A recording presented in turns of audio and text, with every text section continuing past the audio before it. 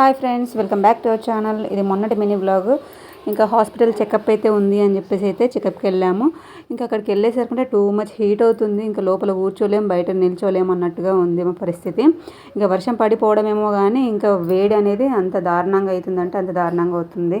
ఇంకా 2 o'clock వెళ్తే మాకు 5 వరకు అయితే ఇంకా చెకప్పే అవ్వలేదు. ఇంకా మావాడు ఉన్నోడు ఊరుకుంటాడా, వాడు అస్సలు ఆగట్లేదు అని చెప్పేసి బయటకైతే తీసుకెళ్దాము కొద్దిసేపు అని చెప్పేసి మా ఆయన అయితే తీసుకొని వెళ్తే అక్కడ ఒక బ్యాట్ కనిపించింది అంటే అది తీసుకునేదాకా ఇంకా వదలలేదు.